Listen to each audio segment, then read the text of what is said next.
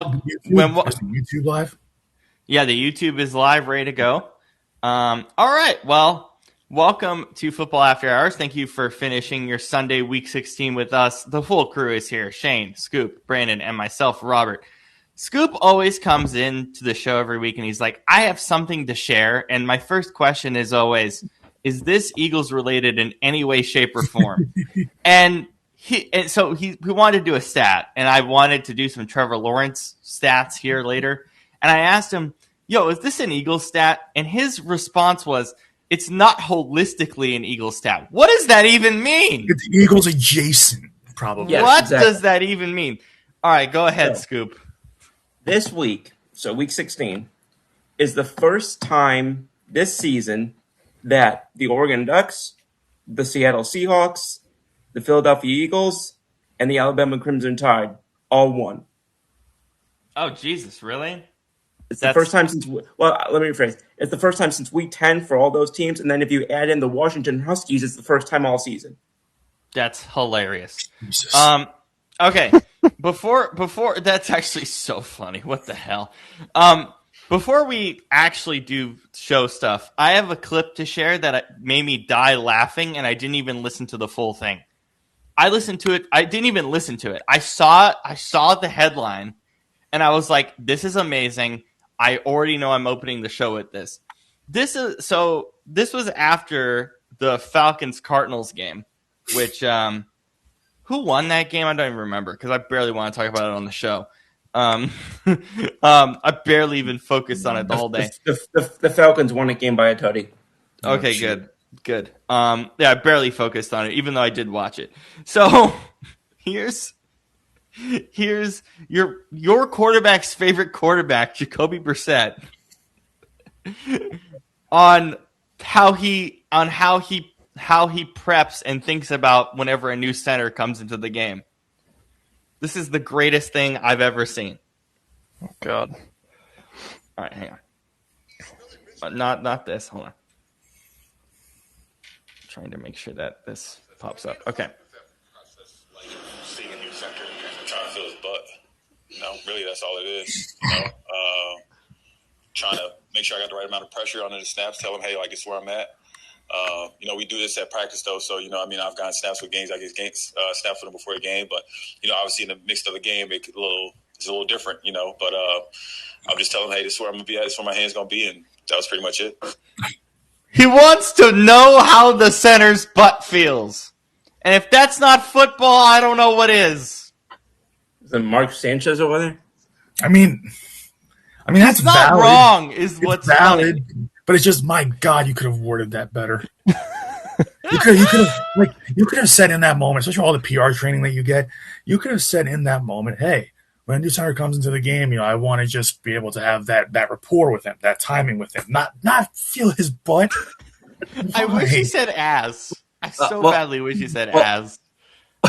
Well, I'll say this. Just the way that he said that, I'm pretty sure he knew he could have gone another way and deliberately did it that way. 100%. Oh, yeah. Yeah. 100%. So I just thought that was amazingly funny. And I was like, bro, Jacoby Brissett is amazing. He's just great. Okay.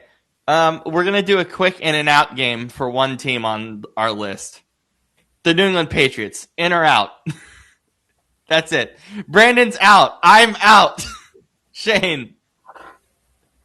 I mean, in or out, like, as far as what? Like, Excuse me. My throat just died all of a sudden. you're excused. In or out, like, would you pick them to win a Super Bowl? Let's put it that way. I mean, I don't really want to say out because, I mean, somebody has to win it. So it's like, if we're just eliminating every single team in the league, then it's like, well, okay, that's just unrealistic. That's No, kind it of is, but that's part of the exercise. Is part of this is unrealistic.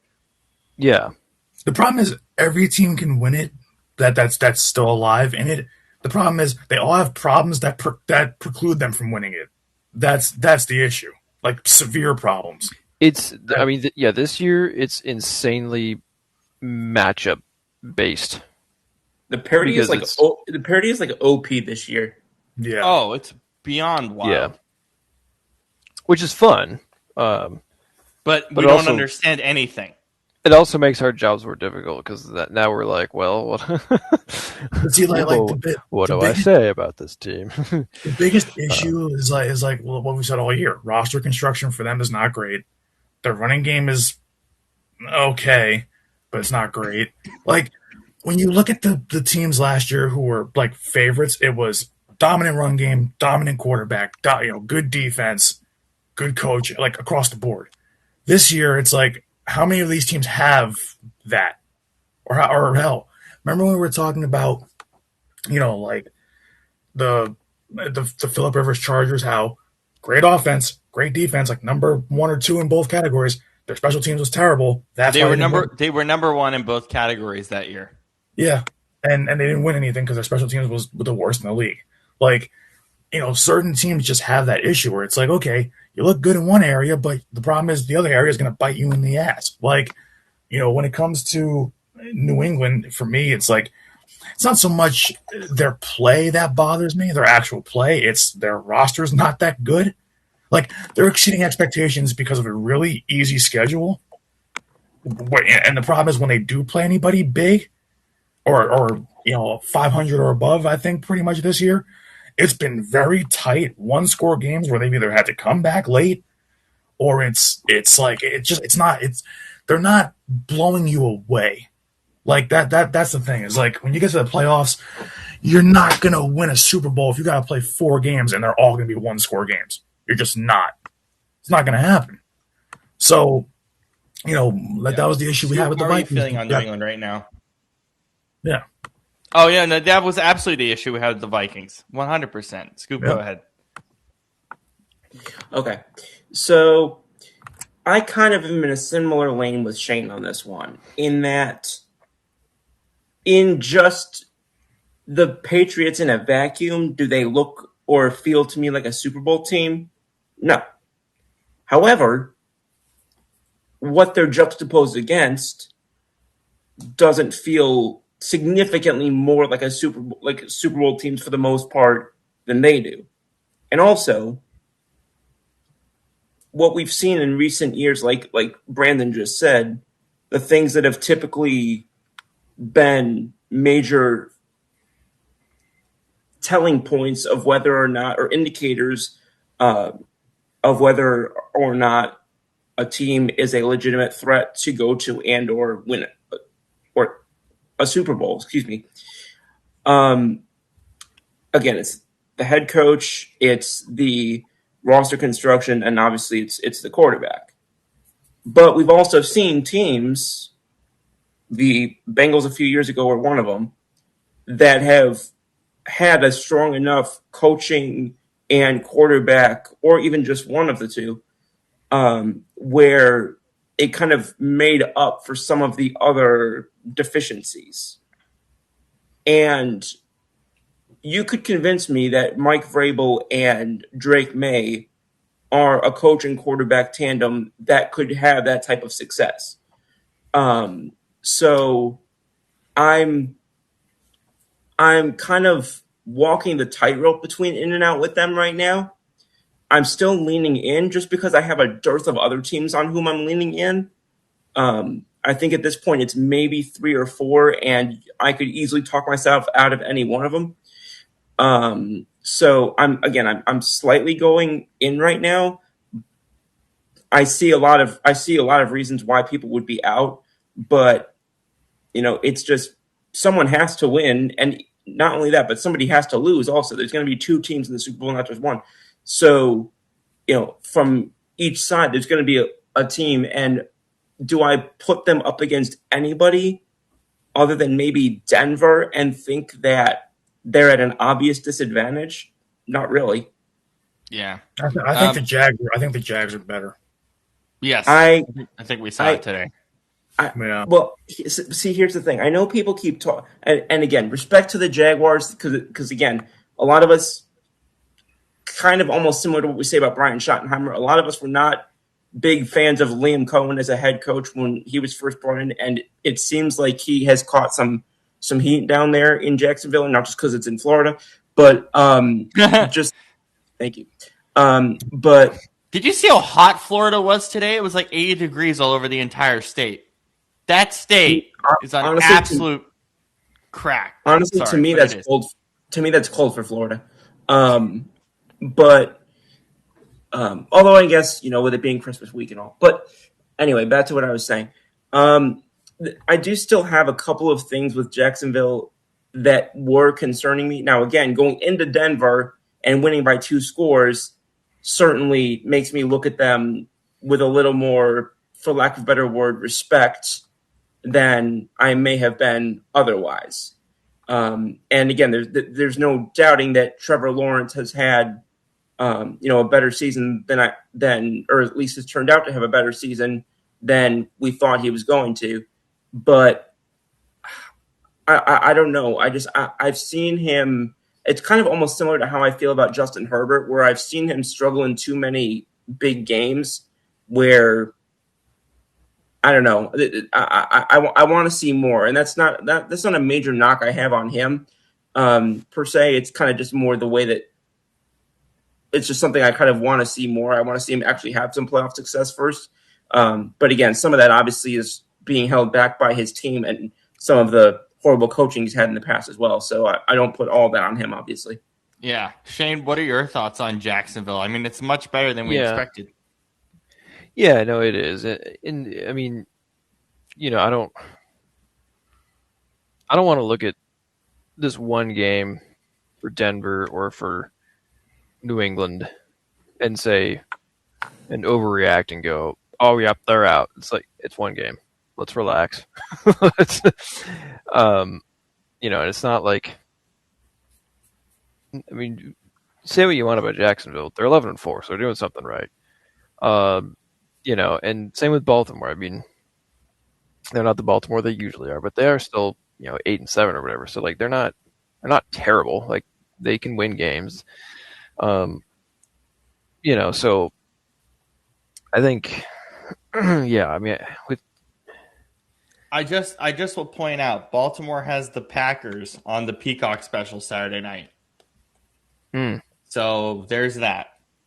Yeah, Baltimore. Which that'll be. I feel like that's now going to be much more interesting than it should be, because yeah. But for injury reasons and whatnot. But anyways, yeah, no, I mean with Jacksonville, it's kind of, it reminds me a little bit of was it 22, that first year with Doug Peterson, where like in the second half of the year he just kind of seemed to unlock like this second gear with Trevor Lawrence. And I mean, I look at the Jags. It's like, I don't love their running game at all. I don't like their offensive line. I mean, I think they have some okay receivers.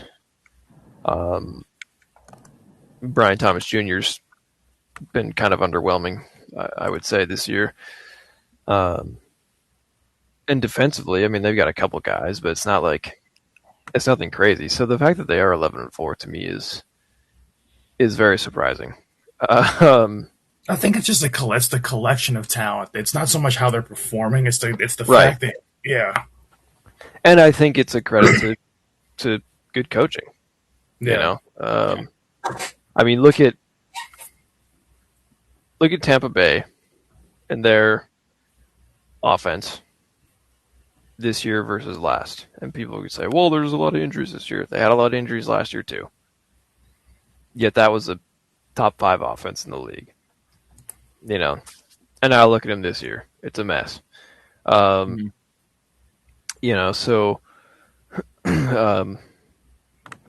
yeah, I mean, my biggest thing with Liam Cohen is just it was more so just like, it was never a thing about X's and O's or anything like that. It was more so just, can this guy buy the room? And, just because he seems like such a just darky, Weird human.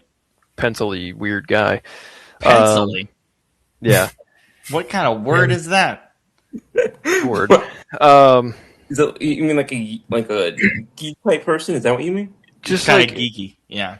just like like the definition of just like a scrawny nerdy guy. Yeah. And I don't mean that as an insult.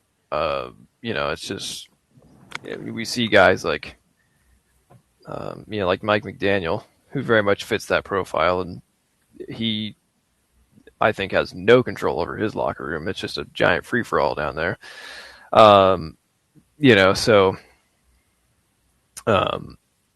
But obviously, like I said, he's doing something right, because the Jags are now 11-4, and have they clinched the division? Or are they No. close? No, because They're very close, though. Okay. Yeah, because Houston actually found a way to win against the flipping Raiders somehow. Oh, my God. Houston's offense is one of the worst offenses I've ever seen. It's just they just have a defense and that's it. That's all they have. I'm not joking. I think it's one of the worst offenses I've seen since I've watched the NFL, and I've watched the NFL since 2009. It's so bad. It is abysmally bad. Like, this is the Raiders, guys, who's about to play the greatest game in the history of the NFL, the number 1 pick battle next week against the Giants. What are we doing, people? You're not going to win a playoff game scoring 20 points. You're just not. You're not. You're just Brandon. Anything else on Jacksonville and New England? The reason, and that's part of the reason why I put Jacksonville over New England right. And as of right now, because remember, week to week this changes because of how crazy NFL has been this year. But I had New England as a Super Bowl team 3 weeks ago, and now I'm out. Case in point. Like right now, if I'm looking at who I think the real top dog is in the AFC, I think it's Jacksonville. Because Jacksonville, for some reason, A, they're getting hot at the right time. B, they're scoring points at will. They're like the play calling looks pretty good from what I've seen. Defense is still 10th in the league. It's still, it's barely top 10, but it's a top 10 defense. And the best part is their run defense is number 1 in the league this year, which is huge. Because if you can't run in the playoffs, you're not going to win by throwing the ball 50 times. So, there's that. I think their receiving core is not necessarily better this year than New England, but it's better talent. And then that rises to the occasion come playoff time. There's a little bit more experience there. There's a little bit more talent there. Their running game is not that bad. It's not great, but it's not that bad. Etienne's going to have a 1,000-yard season. And he's got 4.4 yards a carry, 7 touchdowns. It's not that bad. Surprising because people wrote him off, myself included. And the 1 year I don't draft him in fantasy, he's actually having a somewhat decent year. But As fate would have it. Yeah. Yep. Then Trevor Lawrence is actually having a really, really good year. Completion percentage not really, but lately he has been, and that's important going into the playoffs. So I think, when I look at, and honestly, even before Daniel Jones went down, Jacksonville was coming on strong, chasing Indy down in that division. So Jacksonville's been hot for a while now. So I look at that landscape in the AFC and I'm like, well, I still have the same issues with New England, but the issues that I had early on with the Jaguars are starting to fade away. So, that's why I'm slowly it was like this early on, then it was like this, and now it's like this for Jacksonville. So it's like the only thing to me that could stop Jacksonville is, hey, which version of Trevor Lawrence are you going to get? You're going to get the guy that throws 3 picks in the game, or you're going to get the guy that throws 4 touchdowns, no picks, and they win by 3 scores. It's like it's kind of like Jekyll and Hyde because he's got double-digit picks this year. So, the The Broncos, like if I'm looking at this all right now, Steelers, I don't care. I don't care that I don't. Chargers, once again, that defense. Now listen, for all the crap we've given them over the years, that defense. Now that Justin Herbert hasn't been fantastic, but now that he actually has a defense, I would almost pick the Chargers over New England at this point, just because that defense is top 3 in the NFL this year. So you give him a defense, and with how Quentin Johnston's balling out, Ladd McConkey, they have a decent rookie tight end, they have a decent running game. O-line's not great, but they've got enough there. Plus it's like, God, I would love to see a Harbaugh versus Vrabel matchup. I would love that if we can somehow get that. But Bills, I'm done. That defense is god awful. It's one of the worst in football. Texans have a defense, no offense. But right now, if I'm looking at teams in the AFC that are on New England's level, it's the Chargers, it's the Jaguars, and I don't think it's the Broncos anymore. I mean, they're still 1-2 in the AFC, but I don't think the Broncos are good enough offensively. And their defense got killed today. So Jaguars and Chargers to me are the two best teams in the AFC. As crazy as that is to say, given where the Broncos and Patriots were all year. Right now, as of this current moment, I'm favoring the Chargers and Jaguars a little more. Mm-hmm. Scoop, what's your overview of the AFC right now? Well, I will add also that I think something that I had written in the power rankings was that while I didn't love anything about Jacksonville, they also have a rare trait in which I don't actually really see any major specific glaring hole area where it looks like I look at that and I think that could be easily their Achilles heel in the playoffs. So perhaps this is the year where just don't suck anywhere is going to be, what helps the team get to, in February. And it's quite possible, because obviously depth and well-rounded rosters obviously are very important. In terms of landscape, in terms of the broader NFL, if I pull, I'm going to pull up the playoff picture here because the graphic that I have, unfortunately, is not updated for today's. So many teams clinched because of that Steelers game. So many teams. Yeah, so it's just everything is out of date for what I'm looking at here. So the teams that have clinched are the Broncos and the Patriots on that side, and then we've got the Jaguars, Steelers, Chargers, Bills, and Texans, and then they've got the Colts and the Ravens on the bubble. I'm not looking at them. They're out. They're pretty much out based on. So by process of elimination, I mean I want to like the Texans more than I do, but I just again C.J. Stroud looks like he was not the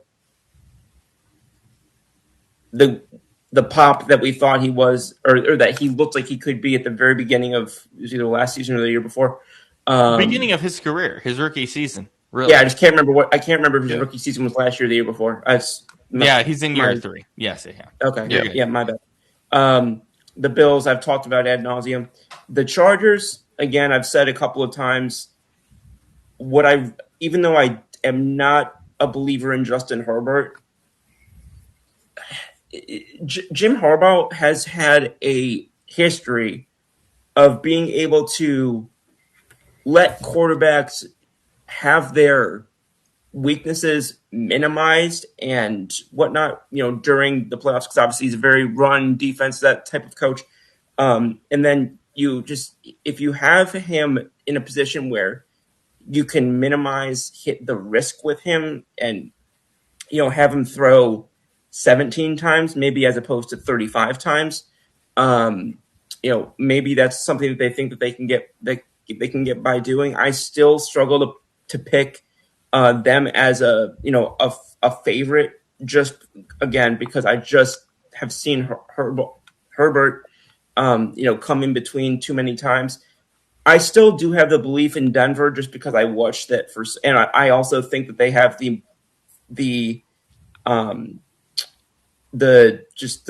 shown me the most this year, I think, in terms of what I would want to see from a playoff team. I would probably still have Denver at 1. I would probably move Jacksonville into 2 now, and then 3 would be probably whoever's hotter between LA and New England. Yeah. Yeah. I think that's fair. Really quick. I'm with Scoop. You're with Scoop on this, Shane? Well, I'm glad to see that I've somewhat swayed people here. I'm glad. no, I think I'm still Denver 1, New England 2. I'm not going to look at one bad game for these two and throw away everything else that they've done up to this point. Yeah, and it's not like Denver lost. I mean, they lost by 2 scores to Jacksonville, it was much closer than 2 scores, by the way. Yes, it was much closer than the result would indicate. It's not like they lost by 2 scores to Tennessee or something, you know. Chiefs. Chiefs. Well, I can't believe I picked them. I was debating that's a last whole night. other situation. I was debating last night to switch my pick overnight, and I didn't do it because I was like, you know what? Tennessee is still Tennessee. They'll still find a way to throw interceptions. And I was like, oh, well, never mind. That's out the window. I will say, I think the differentiator for me with Shane when it comes to the Patriots is that I already was cynical on the Patriots roster before this week. I think that's what makes me feel a little different about that. Yeah, and that's fair. But I think Jags from your 4th, 3rd for me in the AFC right now is the Chargers. Because you talked about how Jacksonville has the great rushing defense. Well, the Chargers are one of the best rushing offenses in the league. Mm-hmm. And I just think, as far as matchups go, I think they're kind of Jacksonville's worst nightmare. But this is the thing too. If you have a good rushing, it can go either way. If you have a good rushing defense, if you have number 1 rushing defense against top 3 rushing offense, it's like usually what that tells me is you're forcing Justin Herbert to throw the ball more, and if you're forcing him to throw the ball more, it's more mistakes. That's kind of my issue with the Chargers right now. Yeah, I mean, I also don't love their defense. I mean, they gave up some big plays today against the Cowboys. And I was like, what is happening right now? Cowboys are a good offense.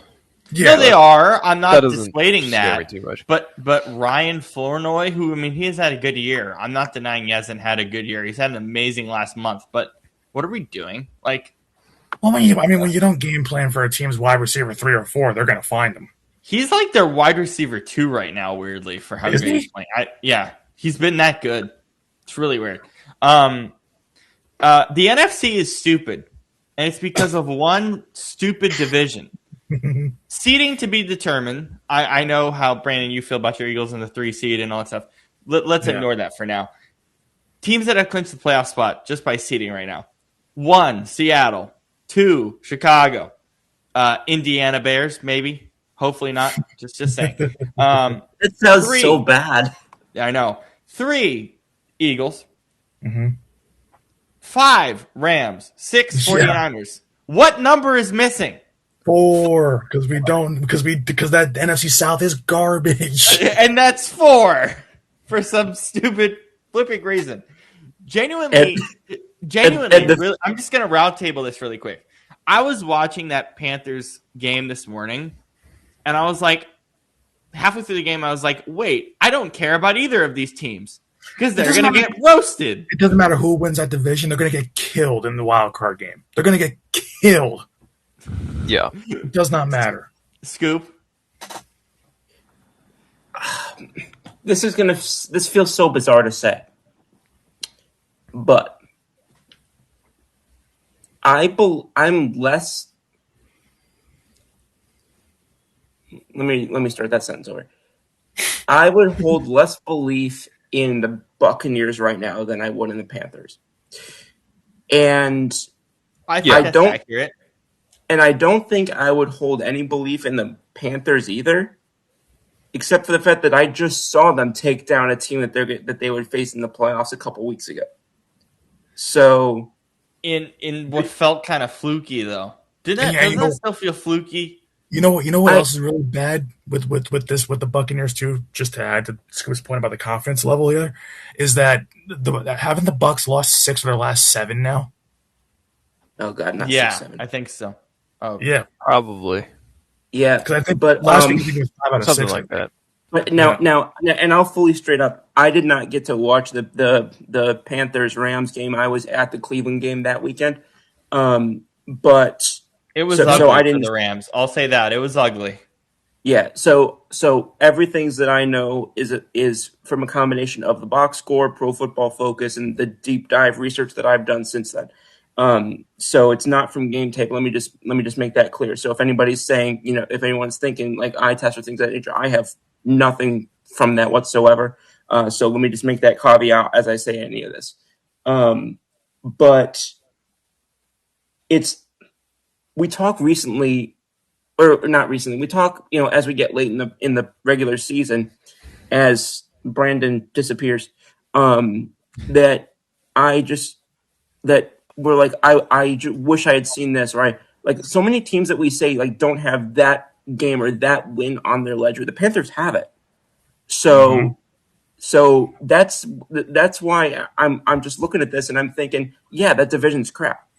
Yeah, probably would bet that if you had to bet in order which division you think is most likely for the Super Bowl representative from the NFC to come out of, I think it would probably be one of the divisions, 50 feet of crap, and then the NFC South.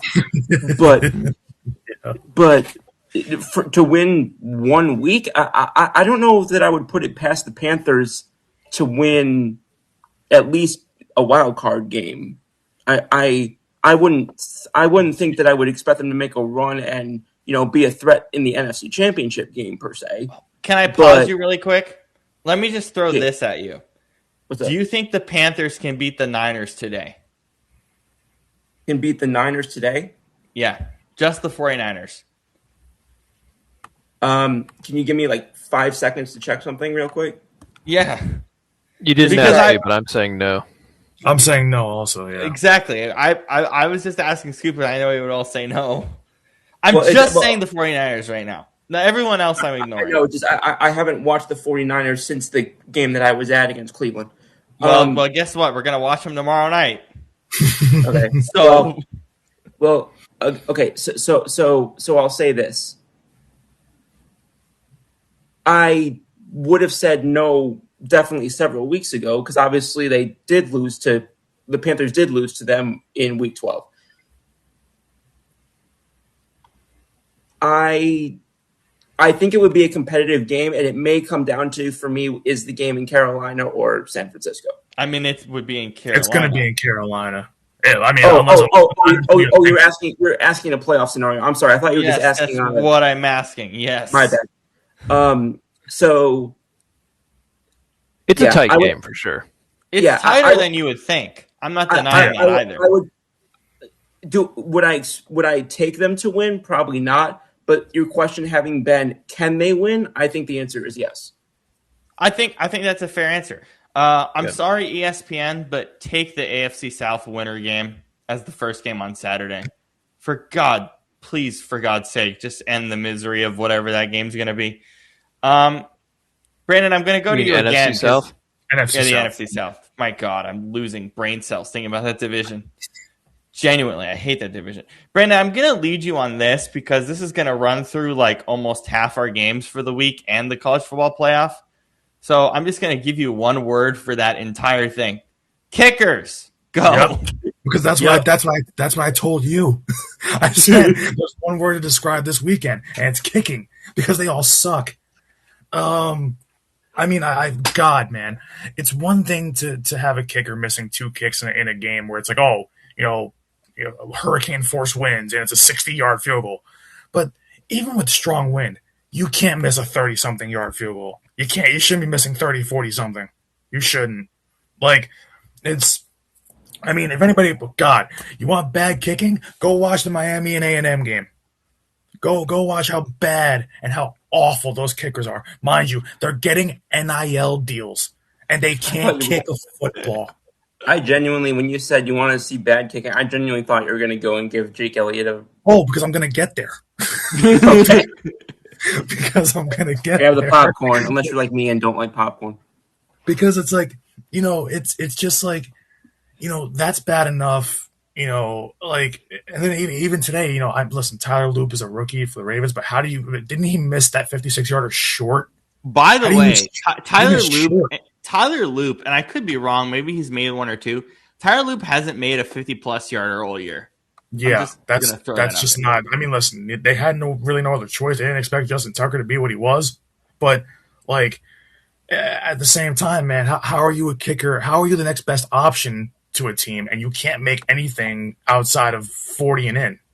I'm sorry, Scoop and Brandon, but that reminds me. I don't think he's going to win the job. He probably won't because he hasn't won the job all year in other kicking competitions. Justin Tucker will be in Philly this week for a workout. That's going to scare the hell out of me. I'm very confident he will be on a workout. I don't get. Back up. Just real quick. Are you hypothesizing this, or is this something that you read? No, I'm hypothesizing it, but I'm also putting like 100% confidence in it. Because the Eagles are going to have to work out kickers this week, bare minimum. They're going to have to bring someone in. It can't go on like this. Like this is. I would literally rather bring back Caleb Sturgis or Cody Parkey. Yeah, honestly, yeah. So would I. Or you know what?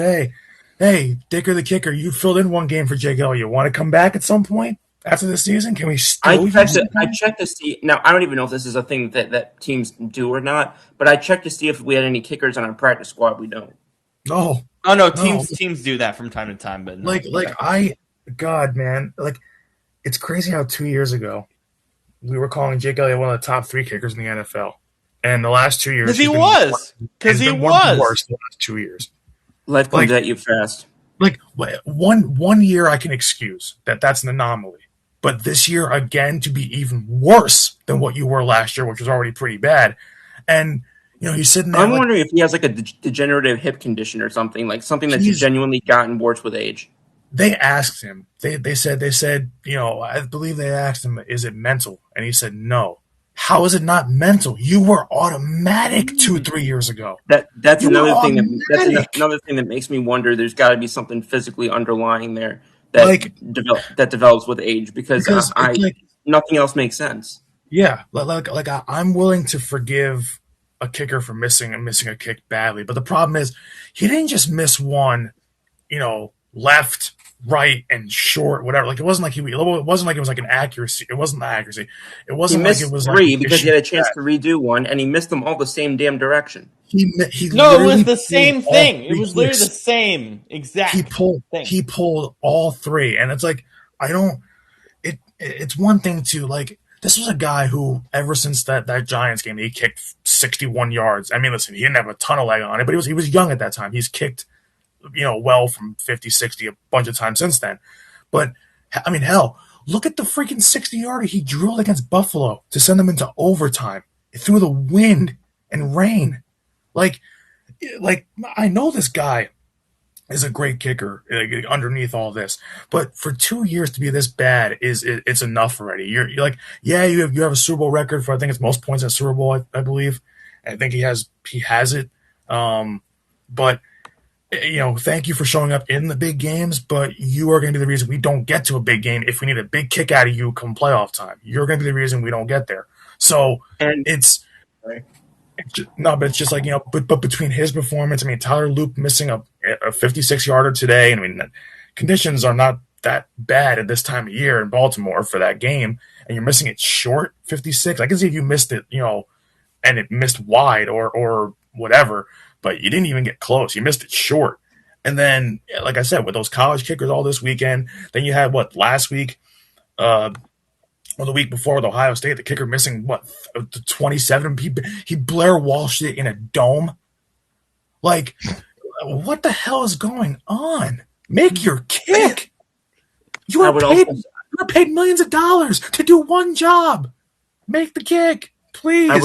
Especially when it's easy. I would also say for teams like Philly that are dealing with this and, heading into whatever they end up doing in playoff season, get ready for a lot more fourth down attempts to convert. Oh, if they because If they keep him, yeah. we've seen that this year already with teams going for it on fourth down. No, Way I more know. this year. I mean, we were one of the first teams that did that, going back under when Coach Peterson was still here. But I'm saying, Yeah. like, get that to get ready for that to become even more of the norm than it's already been in Philly.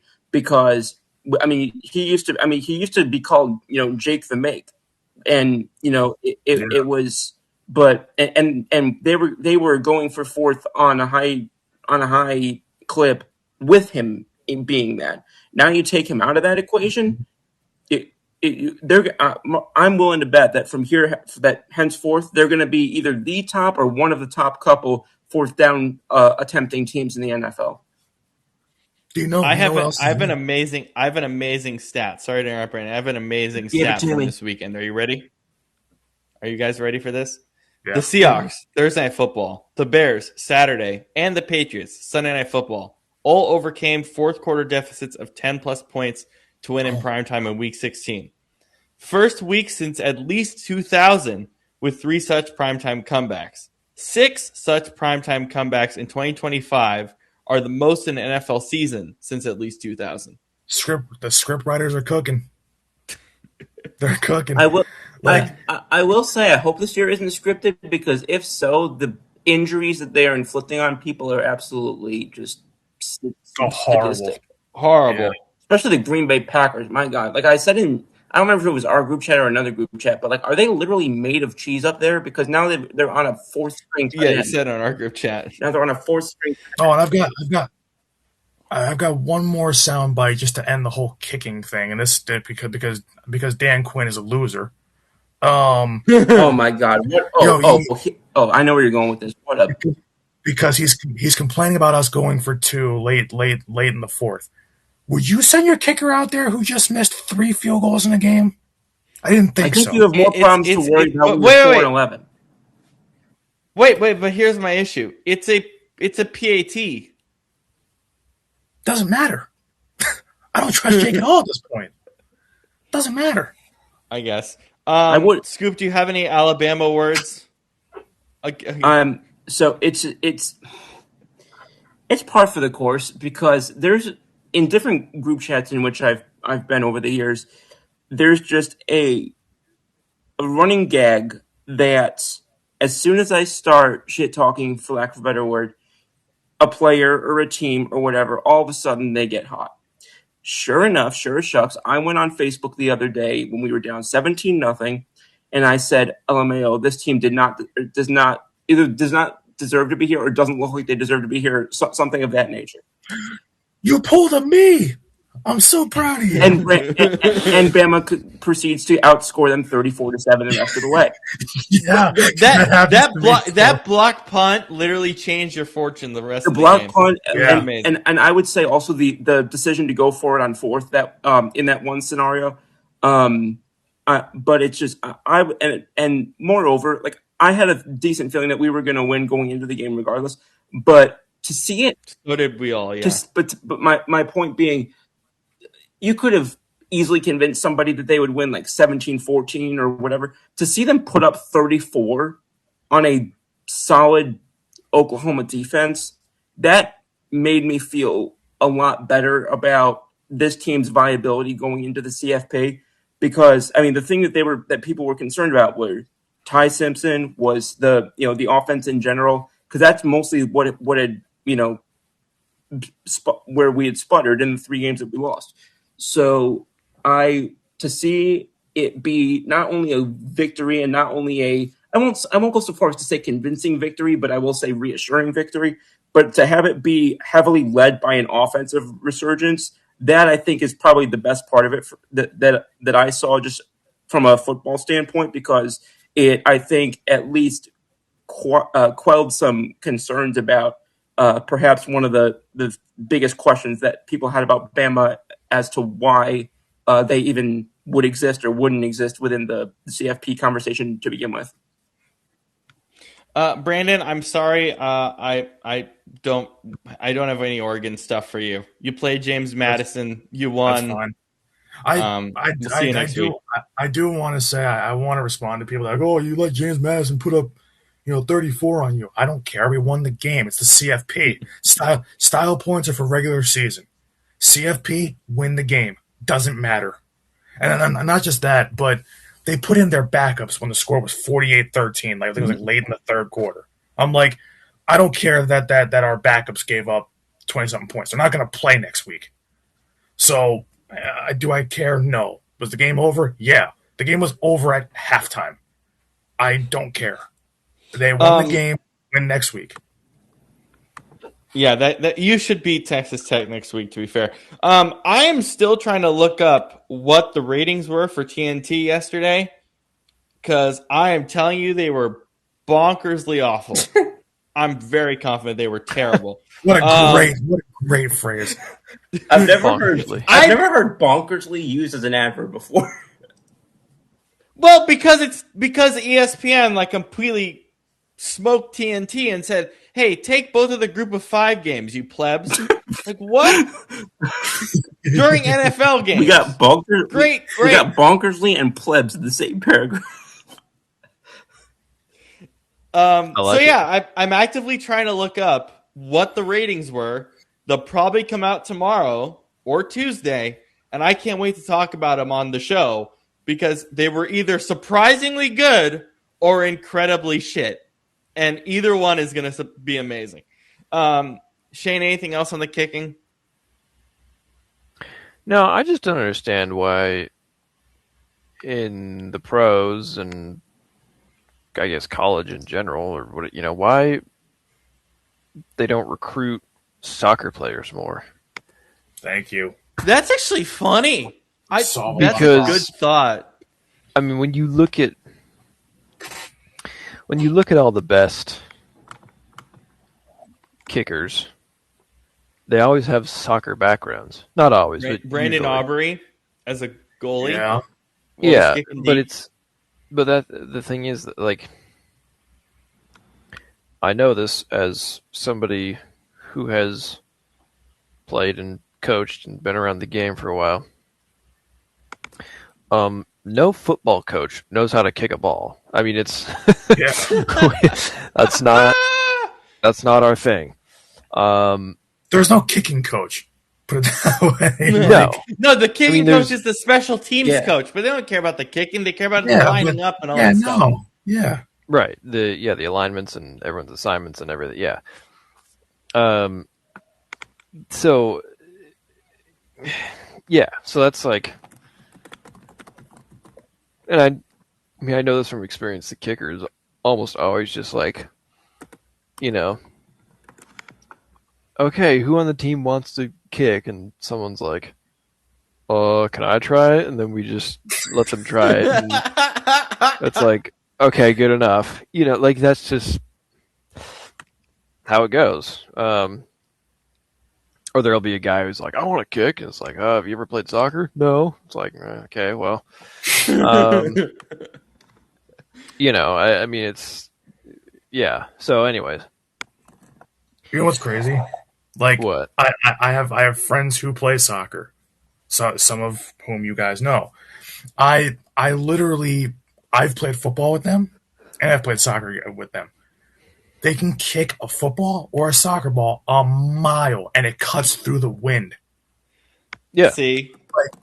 Like it literally, I don't understand why you can't. And the thing is, there's more money, I think, to be made, like, professionally, probably in the NFL being a kicker than there is in the MLS in the United States. Oh, much more.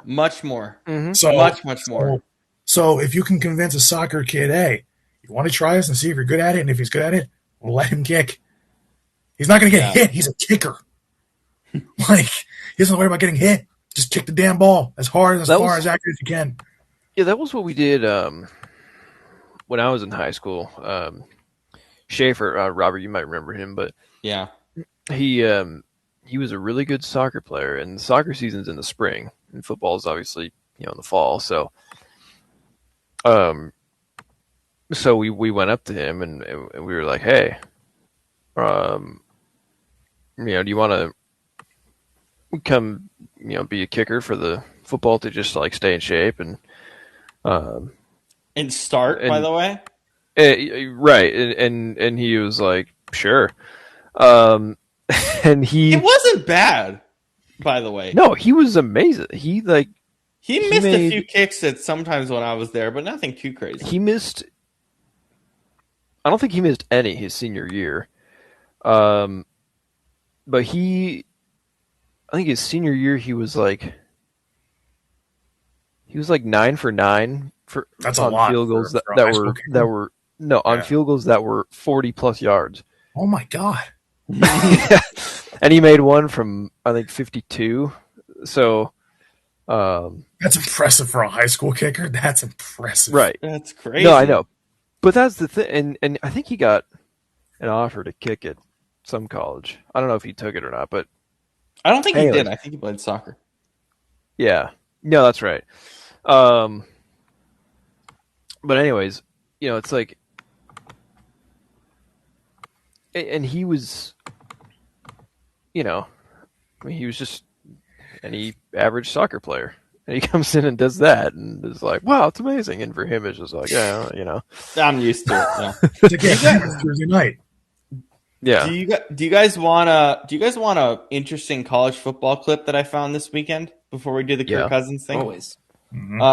So Kenny Dillingham, I believe, is his first name Kenny, the Arizona State head coach? I'm pretty sure. Is it Kenny Dillingham?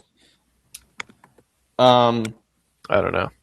Anyway, he Never he met the re- guy. I don't Yes, know. it is Kenny. He Yes, it is Kenny re-signed- Dillingham. it It is is. Kenny. It is. It is Kenny. I always get confused. There's too many Dillinghams in football, Yeah. who are coaches and stuff. There's way too many. How So many do you he know? like 6 of them, I don't. I can't, and they're all like I can't- college I can't coaches. think of one other one. There's like a Rob. There's Kenny. There's like I don't remember. There's like a few more. Anyway, so he re-signed with Arizona State this weekend. Very significant, just because he was, linked very heavily with the Michigan job. He's probably not going to take that now. Whatever. So he made this very. I get why he made this plea, but it's also remarkably funny at the same time. Here's him talking about NIL deals, and it was genuinely like just funny for some reason. All right, here we go. We need to find one of these really rich people in this city to step up and stroke a check, and I'll do everything I can to make you the most famous person in the city. Right? That's really what we need. We need one person. We live in Phoenix, Arizona. You're telling me there's not one person who could stroke a $20 million check right now? There is somebody out here who can. There's somebody who can. There's somebody. And like other people are going to sacrifice to be here. Somebody step up and be that dude to say, holy cow, what completely changed it? This person. There's somebody out there that's going to listen to this, that's going to get it forwarded it. If you know somebody who can do it, forward this message to somebody. Somebody can step up and completely take this place from the direction it's going to holy cow. And it's right here in the city. Now, first off, using the word stroke to get money sounds a little bit like a bad idea. Yeah. But he's not. But the thing is, he's not wrong. No. And I think that's what's amazing about this. Oh my god. Yeah, I mean, Phoenix is I think the 5th largest population of Yeah. any city in America. So Something like that. I know it's in the top 7. yeah, so I mean, it's yeah, he's right. There's got to be somebody. Like, I know. Plus, Phoenix also does have a lot of like older adults. That's what I was because thinking of. people A lot like of retirees. Yeah, people like to retire there, so obviously they have more money than younger people usually. Hopefully. Yeah, unless here- you're like here- an influencer or something. But Oh yeah. Sorry to interrupt him, but here were a few guys they suggested. Phil Mickelson, interesting. A NASCAR guy, so I forgot his name, and the heir to the U-Haul throne. I, Random. I don't know why I didn't even think about that. That U-Haul has a successor apparently. U-Haul. Shane, anything else? Sorry to interrupt there, but I thought that was No. funny. No, that's all. Yeah. So We only care U-Haul! about Phil Mickelson there.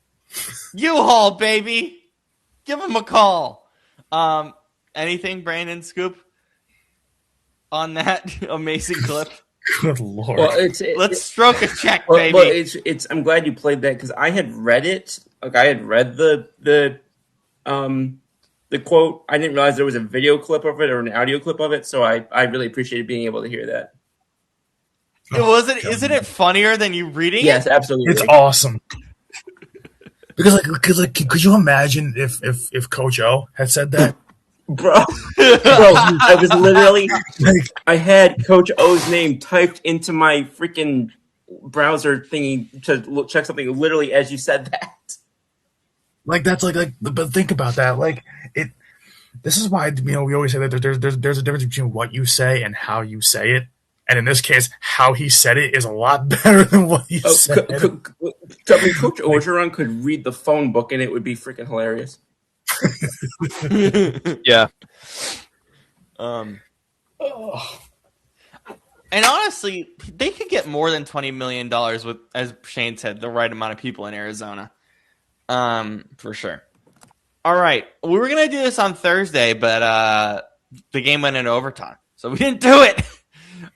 Kirk Cousins said something interesting. I think basically the Falcons reporters were talking about just like how football has changed over the last 5 to 10 years. And Kirk Cousins, for some reason, got involved in the conversation. And my immediate thought was, Shane needs to explain this in English, or else I don't know what to do. So here was Kirk Cousins earlier in the week.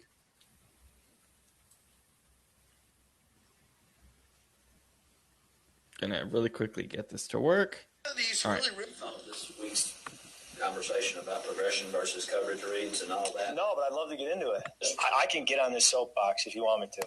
Like I can get on this This is what we're because I lived the transfer. I lived the jump. right. So I came into the league, even at Michigan State, it was you see coverage and you pick a side and you basically take 5 eligibles down to 2, down to your check down. And so you cut the field in half, and it was I got single high. I'm going, outside the red line to inside to my back. And you're really only thinking about 3 eligibles because the other 2 over here were meant for split safety, and I got single high. And so it kind of protected you. And then sometimes you would alert that one. You're like already pausing me. All right. Okay. So this is what he's saying. Basically, Sorry, he's my no, apologies. you're I'm good. just trying to get to the part that you. Oh, my bad. So he's explaining how quarterbacks used to read defenses by identifying coverages pre-snap. And you can do it by cutting the field in half. But modern defenses disguise coverage so well that approach, doesn't really work anymore. So now it has to happen post-snap. And so you shift to a pure progression where you just assign guys beforehand. Okay, that's 1, 2, and then as the That's play my develops- reads. Right. But so like when he says like, okay, here's an example play. So, sorry, I'm just scoot over here. Move your chair. I know, sorry. So as you can see, I mean, the right side, I didn't even give them routes because you're getting rid of half the field, right? So if the defense is showing cover 1, like right here, okay? Is this just cover So- 1 robber, or is this just straight cover 1? Just basic cover 1, because it was cover would be Okay. 2 deep safeties that would come down. Oh, okay. So Okay. yeah, so what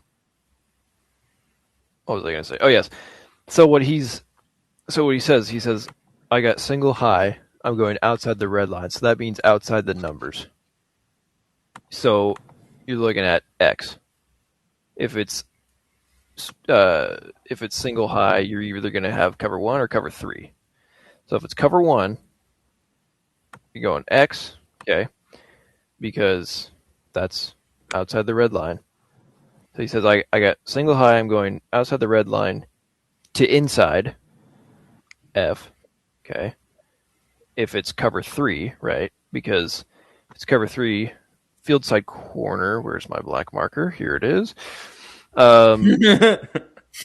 Because if it's cover 3, field side corner is going deep like that. So then that takes away X, but you can still get it to F. So from outside the red line to inside, and he says to my back, the running back, for a check down, basically. We're going to assume he's doing like a wheel route, maybe flat, Texas, whatever. So, and that way, it makes coverage a lot, or, diagnosing the defense a lot easier, because, you're just thinking of 2 or 3 things. Now, where it gets tricky is... Do you want me to play the rest of it before you go to that part? Because this might tie in. Yes. Okay. Let me pull it back up really fast and get to the part they need to get to. Instagram needs to do a better job of being able to swipe through these, because oh my god, it's insanely awful. Instagram, fix your app. By the way, you broke it. You broke it last week, and I'm not happy. With it. that by moving the rails. I still can't. Oh get my! used to it. I hate it, dude. I swipe, and I accidentally play a reel on the show that I don't mean Same to. here. It irritates, Makes me angry. irritates the ever-loving crap out of me. Yep. Conversation. Okay, hang on. I'm gonna go 40 seconds in. Other side, if you got pressure, so you'd be like, I'm working this route versus split safety or pressure. If I get single high, no pressure, then I work the other side. So that was everything was, single high, split safety, pressure, quarters, off, bump, man zone, all these things. But what happened was defenses got so good at this that I would be so stressed going into games going the whole. Yep. So right there, he's talking about other coverages. So he says quarters. Do you guys know what that means? 4 high. It's 4 really high zones, basically. Usually it is. It's a deep. Cover it's 4. Deep. Yeah, it's deep. It's cover 4.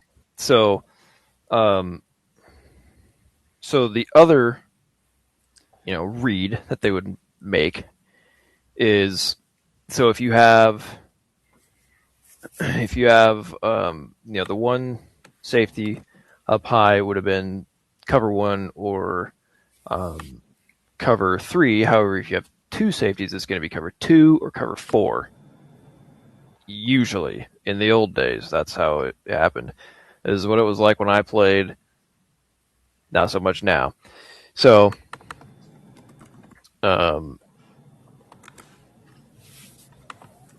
so it's the same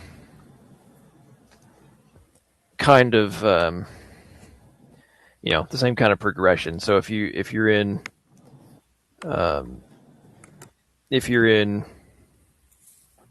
cover 2, because he says these. When he says something about it's like they're meant to be split safety. Yeah. What he means by that is if they're, where did I put my wipe? Here's my wipe. Your dude wipe. If they are Push sponsored by Dude Wipes. No, It's actually sponsored. I know it is. if they're in cover 2 or cover 4, a lot of times, the guys are going to run seams, digs, crossing routes. So we'll just give it one of those. So if you're in cover 2 or cover 4, right, now you're going to want to hit this guy because the middle is going to be open. That's what he means by the split safety look. And so essentially for cover 1 or 3, when there's single high safety, you're going outside in. For cover 2 or cover 4, when you have 2 safeties, you're going inside out. That's how it was always taught. And then you're just only looking to one side, the play side, and then the other side is not relevant. Yeah. All right. Do you want me to continue from there? Yeah, I don't think there's a ton after that, but I mean, it's more your second piece of this is how it's changed. Okay. I can get on this soapbox. Single high, no pressure. Then I work the other side. So that was everything was, single high, split safety, pressure, quarters, off, bump, man zone, all these things.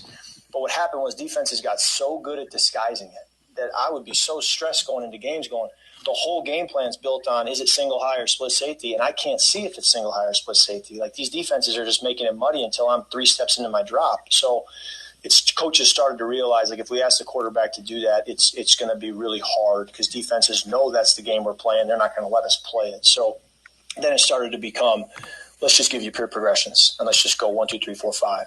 And then, that has its pros and cons. I remember when Kevin O'Connell was bringing a lot of pure progression reads back to him with me from LA back to Minnesota. It was like, whoa, like I got to get back to the dagger backside after already exhausting this progression. Like that's a lot. I mean, in my mind, like I'm used to kind of simplifying it and cutting the field in half. So, had to kind of work through that and get to where that was more natural. And then there's a lot of positives of it too, where you're not stressing as much during the week about what if I can't see coverage, because you say, well, it's okay. I don't have to see coverage. Seeing it can be a benefit, but it's more after the snap, where are they going? And I can just kind of progress through. But there's no doubt with the way the pass rush is, if you truly try to go 1, 2, 3, 4, 5, you're going to get sack fumbled a lot. So there's still a level of, it's pure progression, but like I got to rule him out pretty quick here so I can get to the backside because that guy's coming around the hump quick. All right. So how has it changed, basically, is the second part of this. So now we'll have a lot of situations, and we saw this a lot. This really kind of became popular in the kind of like the Legion of Boom days. There were guys that did this, like like Troy Polamalu kind of did a little bit of this where he would mix up coverages, but it really didn't start to catch on until like 2012, 13, 14, where, you'd have 2 deep safeties, for instance, right? But then, so you're thinking, okay, it's going to be cover 2 or cover 4, but then let's say the strong side safety comes down in here. So now it's cover 1, or it could be cover 3 as well, field side corner and rover corner, playing deep, right? This is, the Legion of Boom, this was their bread and butter right here. Cam Chancellor coming and patrolling this deep middle, and then having these, corners like Sherm that were really smart, cerebral players covering these big zones, and then, Earl Thomas playing center field. So now, instead of it being, okay, I'm going to, if it's cover 1, I'm going to this guy. If it's cover 2, I'm going here. Now it's all happening post-snap, okay? He's 1. If he's not there, then I go to 2. If he's not there, then I go to 3. If he's not there, then I go to 4. He's not going to have time to come back. He's not going to have time to come back around. He's going to get hit. But that's part of it. Like once you hit 3, you kind of have to hit him. It has to come out because D lines are way too good now. Yeah, that you just can't. And this is the problem. Like this is what Brady has always talked about like how the game has become too simplified, and this is what he means by that, because now and it's not necessarily quarterback's fault. It's just because the way defenses have evolved, where all the thinking happens post snap, which is, which is kind of, or not all, but like, you still want to have an idea, obviously, of where you're going, and just looking at the cover, looking at their formation and their alignment, and thinking, okay, what could they be doing here? But at the end of the day, it's like a lot of that has been taken away because it's just, here's your progression. Mm-hmm. Doesn't matter what they're doing, and that's why a lot of that's why a lot of like a lot of teams are opting for bringing in like old veteran guys who are way past their prime as like backups versus younger guys who have way higher ceilings, but they just don't understand this, so that's the gist of what Kirk was saying. And it's a real thing. It took me a while to figure it all out too. Because when I was playing, it wasn't that involved.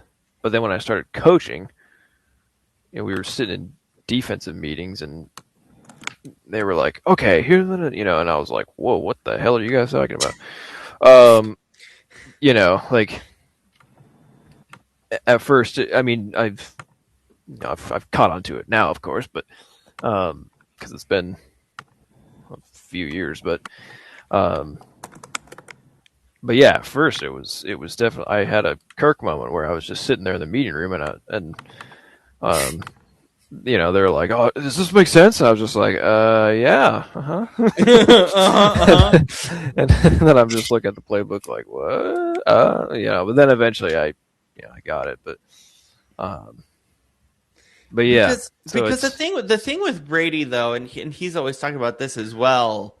He's always said that like part of the reason, obviously, he's talked about how he took care of his body, well beyond his years with this team and all that stuff. But he talked about the Kansas City Chiefs Super Bowl, and he's like, I knew what they were doing pre-snap 100 out of 100 times because he just has this knowledge that because he's seen everything, right? Because you think about his high school years, college days, NFL between practices and games and film. You know how many times that guy's been under center taking a snap, looking at a defense? Hundreds of thousands. Mm-hmm. Yeah. So it's but a lot of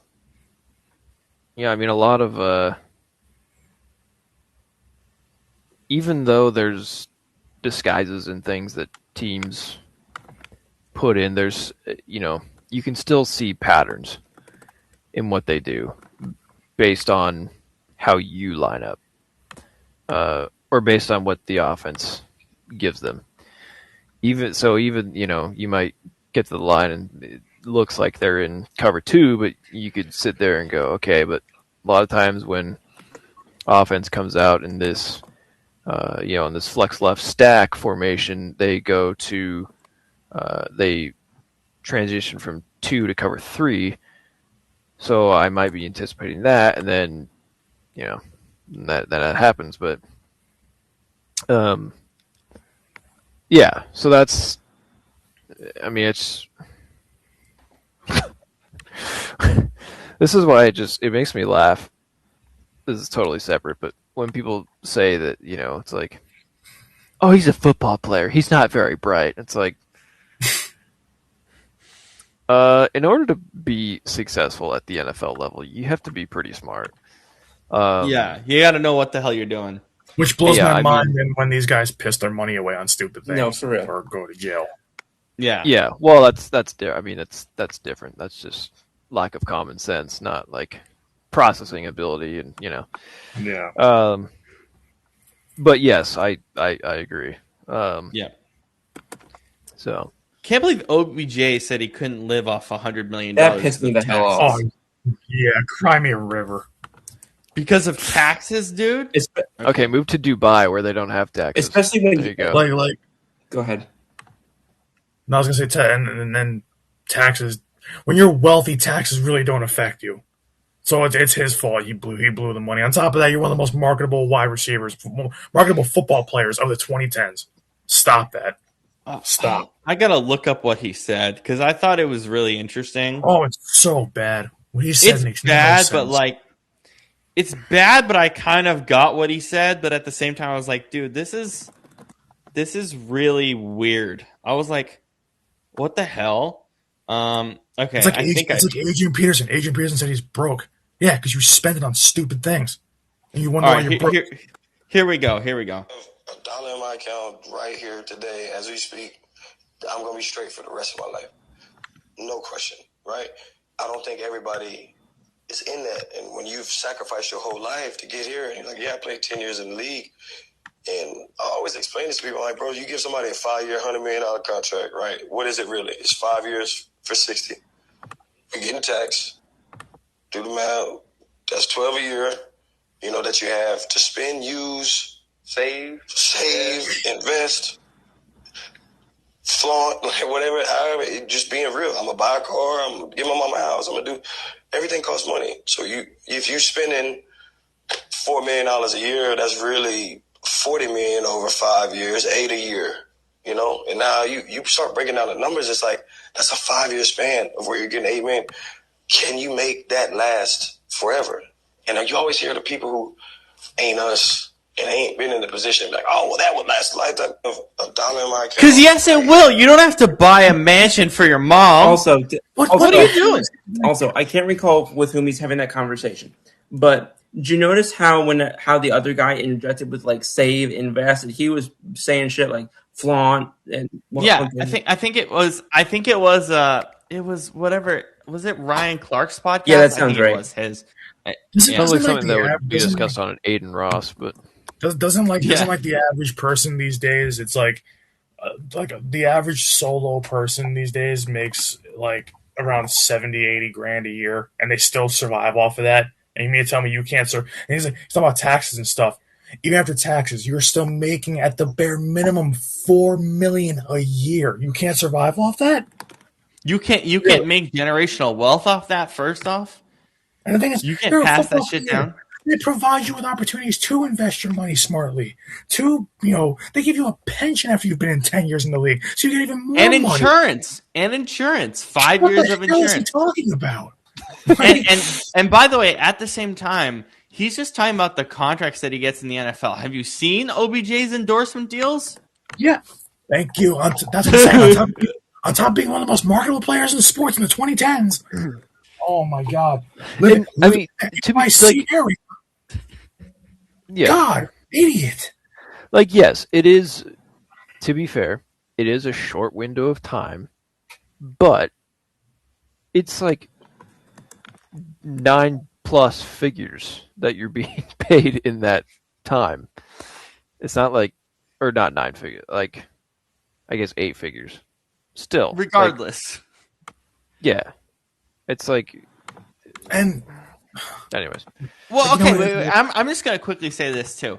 Aren't we kind of in a spot where, not to be political, but aren't we kind of in a spot where we want to tax the rich more because they know that they still have generational wealth, even if the more you tax them, that's essentially?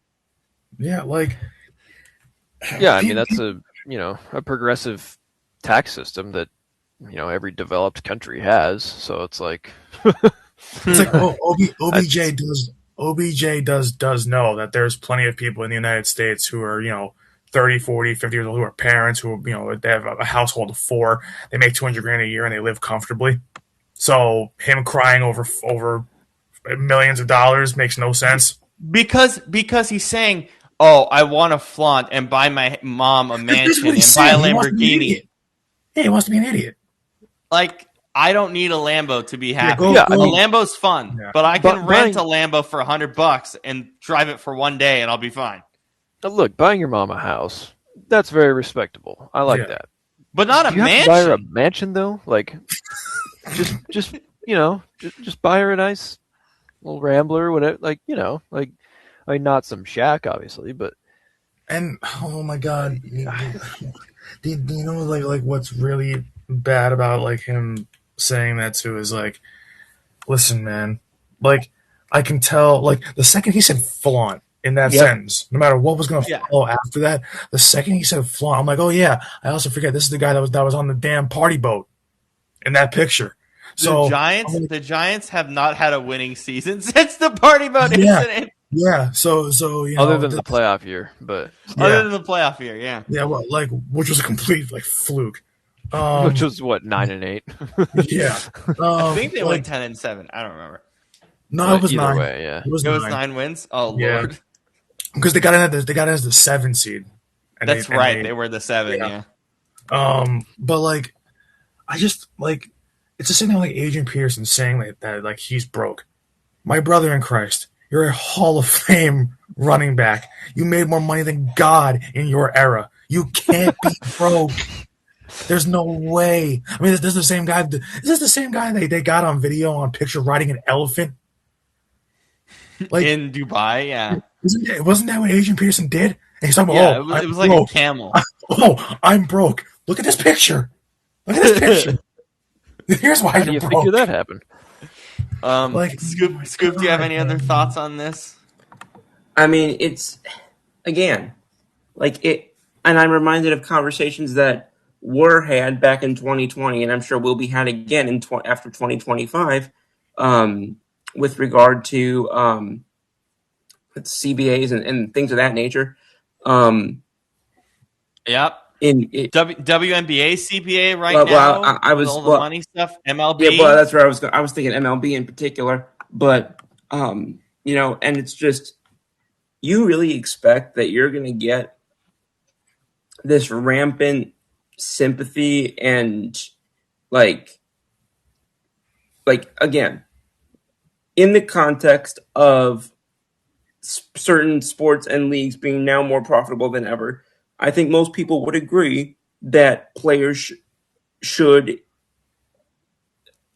in accordance with that, get us a large, accordingly, get to share in that benefit. I think Yes. I think Which is what the WNBA is denying their players right now. Just to quickly say that, stupid. and but when you hear people basically make it sound like, and I can't remember who it was.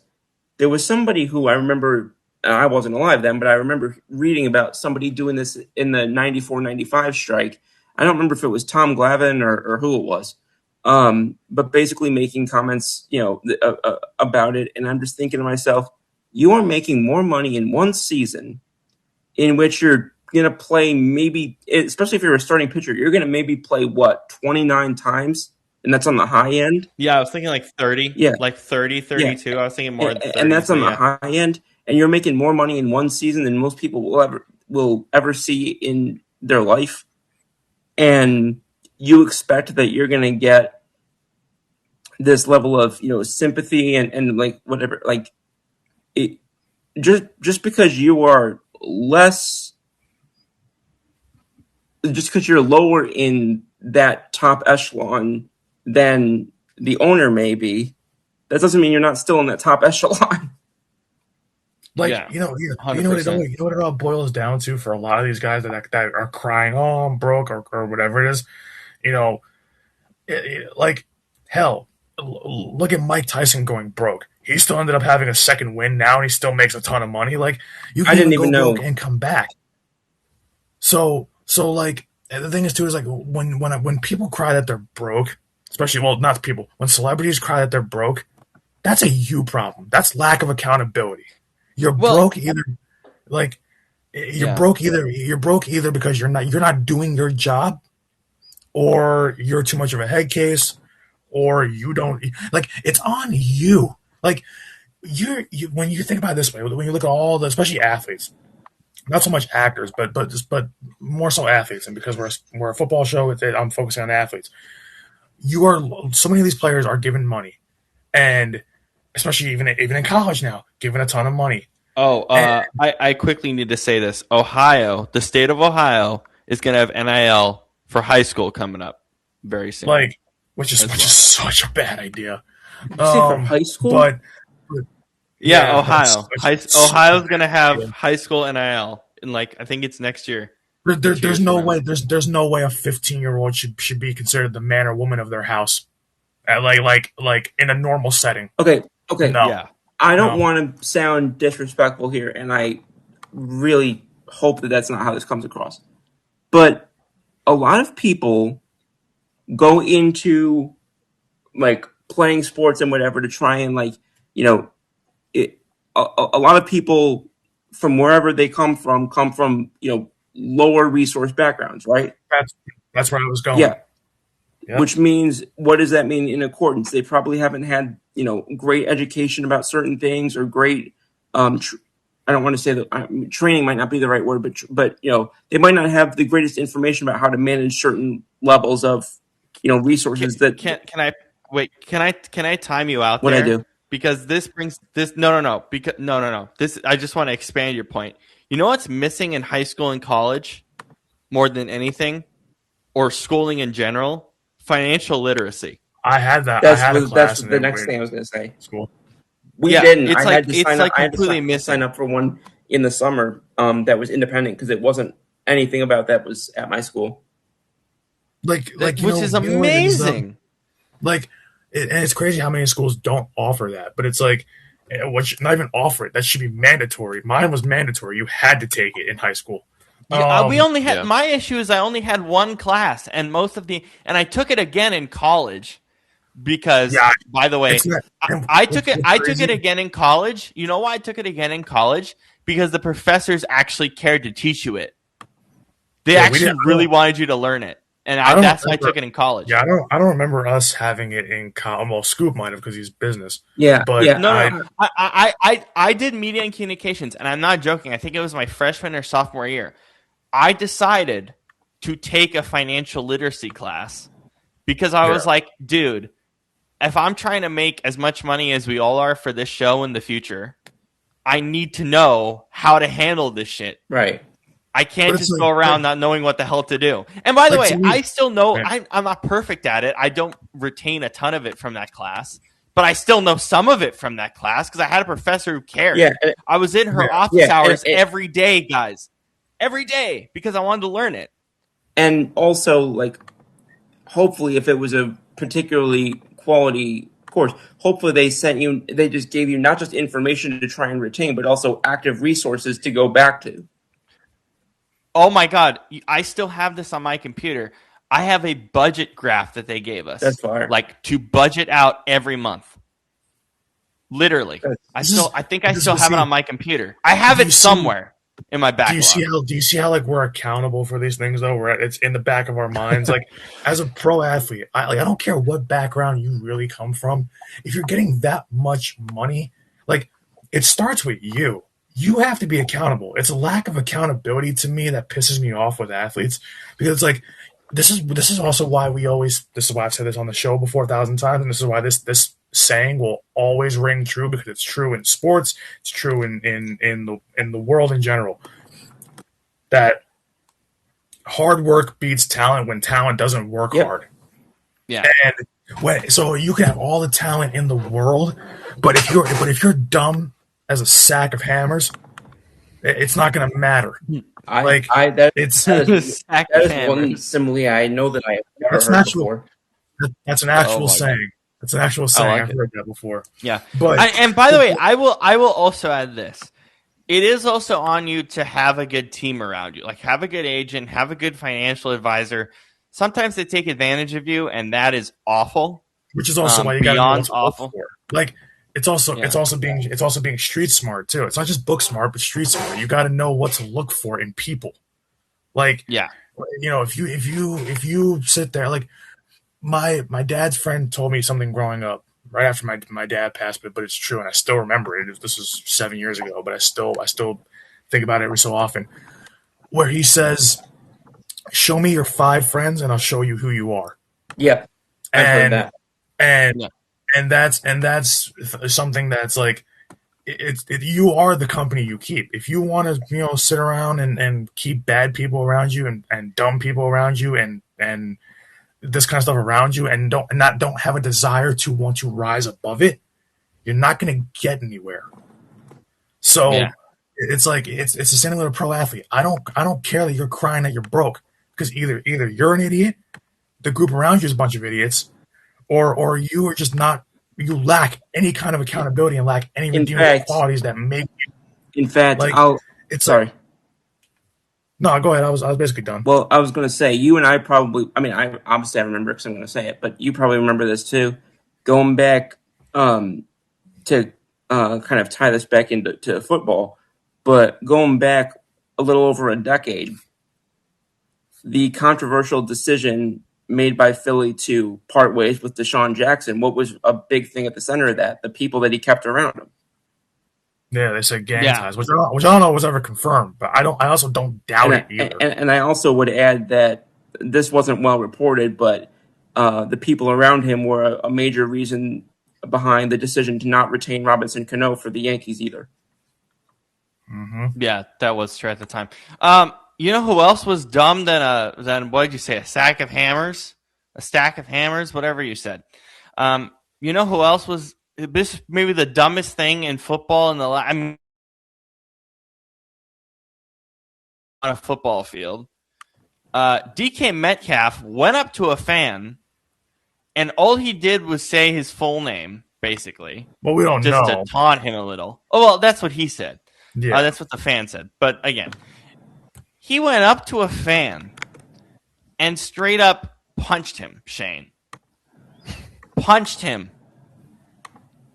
And I'm just gonna quickly say this, because I was kind of upset that Puka didn't get at least a 1-game suspension for his whole thing.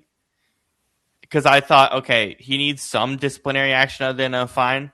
If this is not bare minimum, what did Puka do?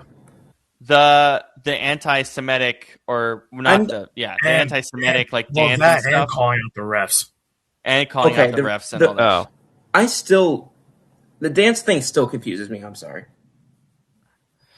He did a dance that was like really rude to Jews. Well, no, I saw that. I just didn't realize I didn't know what the dance was. Like I saw the dance and I was like, what's wrong? Like I didn't. I don't know the history behind the dance either. I think I know, but I'll tell you all later. Okay. So that he didn't get a suspension for, which I thought was nuts. And so I'm just gonna quickly say this about DK. If he doesn't get not only the rest of the season, but at least 6 weeks for this, if not all of next season, I'm going to be really pissed off. I'm going to be incredibly pissed off. Too. Yeah.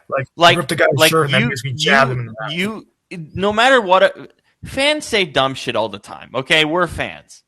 We say dumb shit all the time. As a player, get over it. Not only that, but as a player, they showed like clips of Eagles players doing this, a bunch of other players, and especially the Eagles, because you know how Eagles fans are. Like, I think it was Brandon Graham or Fletcher Cox or something. He was trash talking a fan, but you know what he did? He stayed on his sideline. He pointed I'll put my money on Brandon Graham all day. Yeah. But really quick, he literally stood on his sideline. He pointed at the fan. He talked some trash to him, and he left. Yeah. No harm, no foul. Like, good interaction between two people. But no harm, no foul. It's like once again, with your status as a pro athlete, with how much money you make, with all these different things, like cameras are always on you. It's like, listen, nobody has the right to disrespect you, but you've got to be the bigger person and just walk away. Just walk away. Like, I'm still trying to figure out how that was disrespectful. Me too, based on what the fan said. But again, we don't know if Brandon's right. We don't know if it's true or not. Like, I doubt. I mean, given what we've heard fans say in the past, and then lie about it later or lie about it at the time, I doubt that's the only thing he said. But at the same time, but if more comes to light, then okay, punish the fan. But But the fan is also going to get banned. But there was crazy. Yeah. It's crazy because there was people literally in that comment section all blaming the fan. Why are you not blaming the player for throwing a punch at the guy? He jabbed him in the mouth. What were they? Back up. They were blaming the fan because they said that the fan instigated it by heckling him, and then they said he must have said more than just what he said. And I'm like, well, it doesn't matter. You're on the playing surface. How soft are you that you're playing a football game where people are tackling each other 350 pounds over 325 pounds? You're playing a game where, like, it's like literally your body, your physicality is on the line. It's considered one of the most, if you want to say the word macho, whatever word you want to use, sports possible. And you're now sad and like, irritated or whatever, and calling out a fan because he, as far as we know, said the birth name of a wide receiver. Of you. Yeah, I ate because the other day that wasn't that soft. Yeah, because all the fans in the comments think they know more than the average bear because people want to be right, and they're like, "Oh, well, the fan must have said more," and I think so too. But that's not excusing what DK did. He grabbed the guy by the shirt and ripped it, and then jabbed him in the mouth afterwards. He literally punched him in the mouth. The thing also, and Shane, I'll get to in a second. The thing that pissed me off most about this is in the 425 in the late window. You know what game was the most viewed in the late window? You know what most of the country had? Steelers-Lions. And everybody knows. Almost everyone saw it on live TV. Also, Red Zone. Also, social media, like, literally ran with this like a minute after it happened. Everyone flipping saw it. There's cameras everywhere, dude. Shane, I know you as a Seahawks fan were pretty happy when DK left, and a huge reason was because of this. Yeah. I mean, he's got all the raw talent and size, speed, all that. But, I mean, it's just dude doesn't run routes well, and he's, to me, just based off, like, things that he said in interviews and podcasts and stuff, he seems lazy. Like, he doesn't really, work out or really push himself that much. And he's just a basket case. Like, dude's always, his whole career, he's always gotten in fights with people on the field, and now this, it's like, ultimately it feels like a push from getting rid of George Pickens. Oh, yeah. No, I know. I mean, everybody was saying it was like, oh well, yeah, they got rid of that basket case Pickens, and they got DK. So and I know, and that's what I was saying all offseason. I was like, he's not any better. And everyone, his hands are worse. So you're getting a guy that's literally a worse talent than George Pickens. No, but I mean, and we've seen that this year. I mean, like mentally, he's just as big of a basket case as Pickens. Like he's somewhere in between at this point, a very poor man's AJ Brown, and slightly better than Chase Claypool with all that size. And by the way, may I add for Seattle, look at what JSN's doing this year. Did Seattle really need DK at all? Absolutely. Yeah, but the guy couldn't catch a freaking 5-yard slant. Yeah, all right. Well, I mean, yeah, look at JSN, look at Shaheed, look at AJ Barner. I mean, it's like they have plenty. Even Cooper Kupp. I mean, he's not what he was, but he's at least like a good veteran presence. He's actually people for some reason have been talking about this, that Cooper Kupp's had a bad season. Seattle's using him exactly the right way, and he's been fantastic this year. He's actually been amazing. He's your wide receiver. He's a good role player. He's a wide receiver. He's their F. Yeah, and he's been great. Like, what are we doing here? Jason's the X. Shaheed's the Z, and so he's your 3. He's He's yeah, like the he's flawed the F. guy kind of. But yeah, no. So, but yeah, and like, I don't know. It's I know this from experience because I've had kids on teams that I've coached that were difficult off the field. And they're not even bad kids. It's just they just had things that they struggled with, and that just made it more difficult. And like you always want to help them out, and it's like, okay, you still want them to give them the benefit of the doubt because maybe they're a really good player, or I mean, they are kids. It's like It's high they school, just need exactly. some different direction, right? They need guidance. They're like there was a kid last year who, he just didn't have a good attitude, whatever, and things would happen, and then it's like he's 16, he has a bad home life, and it's, he just needs direction. DK is what, 26, full-grown adult making millions of dollars. You can't behave. Come on. Like, it's, I don't know. It's just, I will get extremely upset. Worse, 28. 28. There you go. I will get, like, as Brandon has keep repeating, he basically sucker punched a fan. And the fan should probably get banned too. I'm not denying that. He probably will. Yeah. He probably will, and he deserves to. But if DK doesn't get a year-long suspension for this upcoming season, I will be really upset.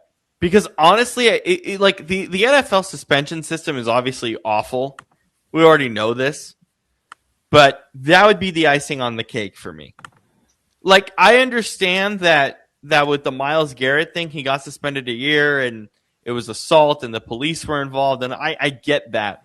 But to me, this feels very similar, and I would argue it's even worse. It's not in the heat of a moment. It's not the heat of a football field. It's someone outside of those lines. He punched a fan. Yeah. And even if he missed, and even if he missed, he still tried to punch him. That's still battery, yeah. Yeah, it wasn't like if you look at it again, it wasn't like he tagged him hard, because the fan did pull away right before he was trying to pull away anyway. But like, I'm tired of people sticking up for athletes to the point of delusion. Stop defending these people. They're supposed to be accountable. They're on a higher level than we are. They're not absolved from blame. They're not absolved from criminal charges. None of that. Stop. And by the way, the fan should file criminal charges. I'm just gonna straight up say that. Should absolutely file. If he said what he said is true, he should absolutely DK file. had the guy by the shirt, and even the fan said that he said DK ripped my shirt. He had him by the collar. Like, come on, man. Yeah. And even if the NFL doesn't get involved as far as suspension, I mean, the Steelers themselves. If I'm Tomlin, I'd be like, you're benched. The rest of the year. Tomlin doesn't play that either. So if he lets that go, I'm going to call him a coward on social media if I have to. And Tomlin said in the post game presser, he basically said I didn't see it, which is fair. He's focusing on a football game. But when he sees it, you better. But when he sees it, because Tomlin's MO is he doesn't play any crap. That's been his whole career. So if you don't play any crap, I understand you're chasing a division title. But you gotta do be the bigger person. It's bigger than that's bigger than football. Yeah. Come on. Scoop, any final thoughts on that? No, I mean isn't this mostly just common sense? Yeah. Exactly. Thank you. That's a great way to end this. It should be, but a lot of people don't see it that way, apparently. Unbelievable. All right, let's do a positive thing before we get off air. Scoop's Christmas cheer. Scoop's holiday cheer. What do you have? We went from fighting a fan to this. This is perfect. Scoops Hall. We need some enjoyment. Scoops holiday cheer for a post credit scene. What do you have? Yep. So this was from a few days ago. This was according to 6ABC, which is the ABC affiliate in Philadelphia. There is an individual by the name of Ryan Quigley who was a survivor of the horrific New Orleans truck attack last year. And he was, excuse me, sorry. So as a survivor of that, the NFL and the Philadelphia Eagles gifted him with a framed photo of Hurts and the Lombardi Trophy and a mounted Super Bowl ring that includes the Eagles rings on each side. So he. Oh, that's amazing. So again, I may come off as biased for sharing this, but I think that objectively, I think that we can all appreciate that for somebody as to go through something hopefully none of us will even ever be able to even comprehend what that was like. I think that this gesture by the team in the league was definitely something that, it was something that I appreciated at least seeing in the wake of traumatic doesn't even feel like the right word. No, I don't think it's biased at all that it's your team. I think that's amazing. Yeah. So It's a really good one. I saw that a couple days ago, and especially with Christmas is this week, and just kind of trying to find things. I mean, we all are inundated. Like if you watch the news or read the news or whatever, everything that you're going to be inundated with, it's going to be right in your face. It's going to be the doom stories. It's going to be the horrific, the war and carnage in one thing or another.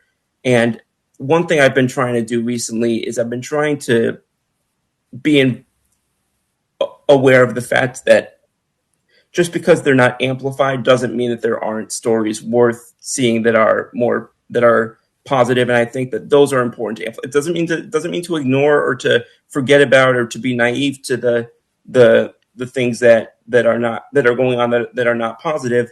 But I do think that sometimes people could use stories also to hold on to as well, because I think that it gets reassuring and refreshing to know that those stories do still exist. Oh, absolutely, especially with the holiday season. Thank you for sharing that. Shane, have a great trip to Hawaii, my friend. Enjoy Hawaii over the next week. Thank you. You will not be here tomorrow prepping. Maybe I'll join from the beach or something. Oh, but you should. You should, like last year. Yeah, Great. you will not. You have to ruin my year again. Thank you. Shane will not be joining us tomorrow, obviously, because he's planning to get ready to go to Hawaii. Where are you in Maui? Where are you? What island are you going this year? I'm going to an island. I'm not going to dox myself.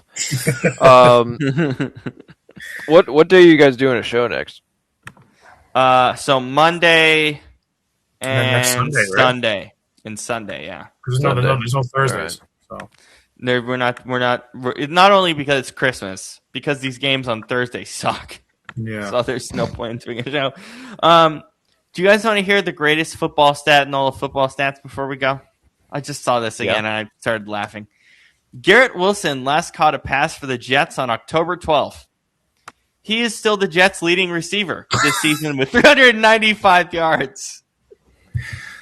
Oh my God! Wow!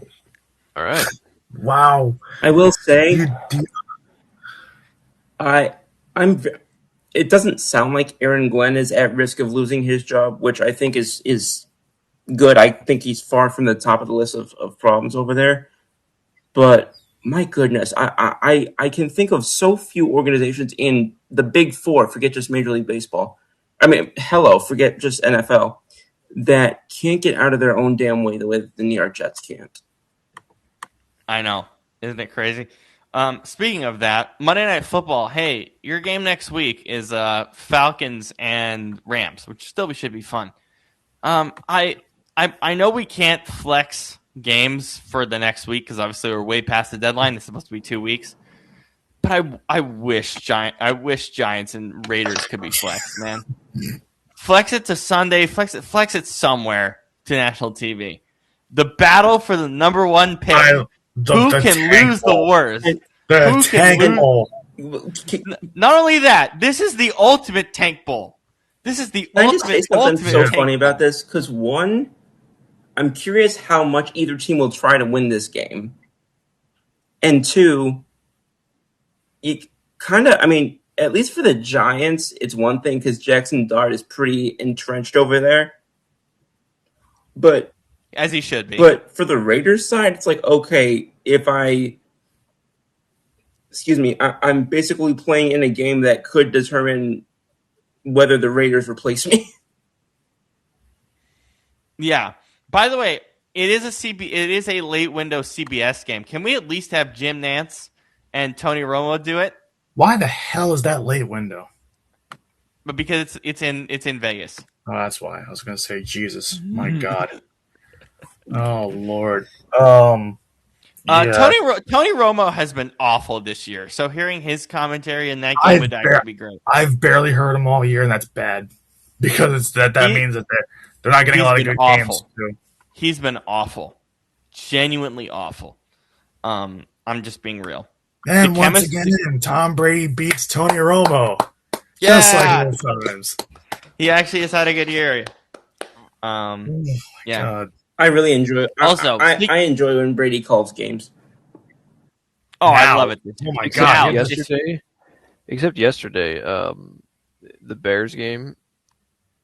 For some reason, he was annoying my dad, and so my dad goes. He was like, "Who's this jack off talking?" And and my mom goes, "Yeah, who is this?" And I said, "Tom Brady."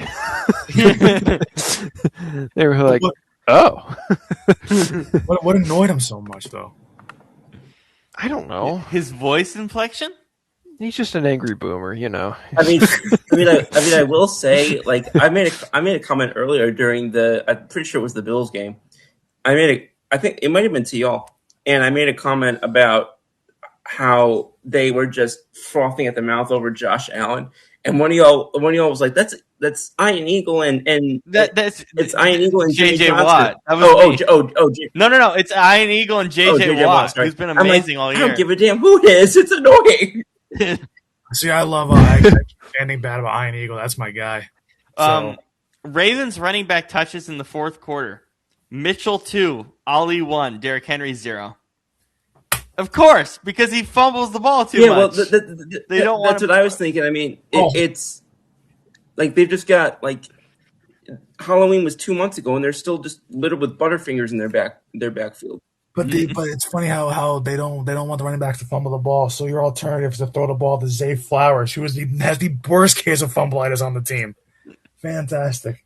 DeAndre Hopkins officially has one of the greatest two hands I've ever seen in NFL history. Huh? I'm being honest. The way this guy catches a football is the most amazing thing. One of the most amazing things since Calvin Johnson. The dude can catch anything. I mean, have you watched DeAndre Hopkins' career?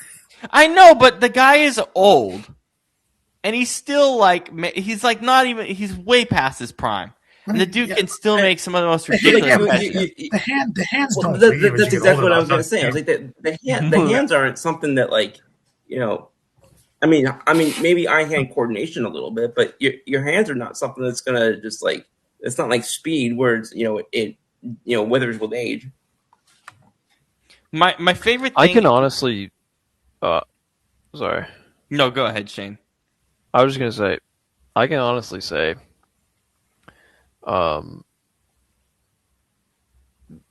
in all my years of playing and coaching, your ability to catch a football is 75% mental.